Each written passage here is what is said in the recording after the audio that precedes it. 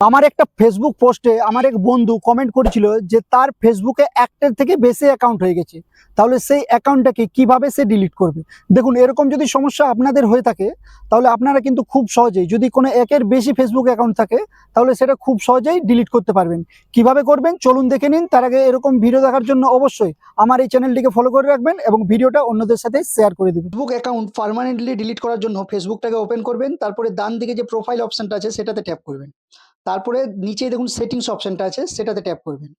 এটাতে ট্যাপ করার পর এরকম একটা অ্যাকাউন্ট সেন্টারের অপশন দেখতে পারবেন, সেটাতে ট্যাপ করবেন। এখানে ট্যাপ করার পর একটু নিচে আসলে একটা অপশন দেখতে পারবেন পার্সোনাল ডিটেলস, এই অপশনটাতে ক্লিক করবেন। এখানে ক্লিক করার পর নিচে দেখুন আছে অ্যাকাউন্ট ওনারশিপ অ্যান্ড কন্ট্রোল, এই অপশনটাতে ক্লিক করবেন। তারপরে দেখুন আছে ডিঅ্যাক্টিভেশন অর ডিলিটেশন, এই অপশনটাতে ক্লিক করবেন। এখানে ক্লিক করার পর এখান থেকে আপনার যে ফেসবুক অ্যাকাউন্ট এবং তার সাথে লিঙ্ক যা কিছু থাকবে সেগুলো কিন্তু এখানে চলে আসবে। মানে আমি আমার ফেসবুক অ্যাকাউন্টটা সিলেক্ট করে নিয়ে সেটাতে ট্যাপ করব।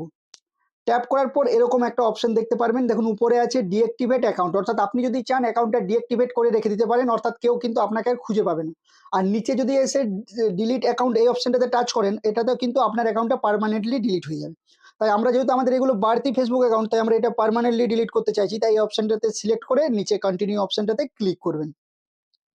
এখানে ক্লিক করার পর এখানে আপনি একটা রিজন দিয়ে দেবেন যে কি কারণে আপনি ফেসবুকটাকে ডিলিট করছেন।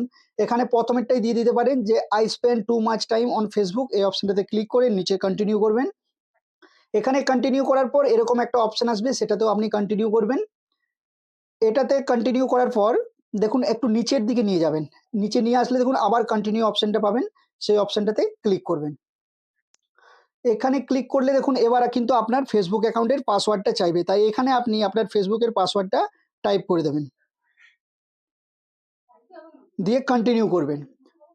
কন্টিনিউ করার পর দেখুন আবার এখানে ডিলিট অ্যাকাউন্ট অপশনটা আছে, সেটাতে যদি আপনি ক্লিক করেন তাহলে কিন্তু আপনার অ্যাকাউন্টটা 30 দিনের মধ্যেই পুরোপুরি ডিলিট হয়ে যাবে।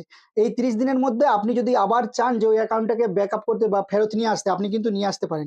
কিন্তু এই 30 দিন হয়ে গেলে কিন্তু আপনি আর আপনার ফেসবুক অ্যাকাউন্টটাকে মানে ফেরত নিয়ে আসতে পারবেন না। এইভাবে আপনারা আপনাদের প্রতি যে ফেসবুক অ্যাকাউন্টগুলো আছে সেগুলোকে ডিলিট করতে পারবেন পার্মানেন্টলি।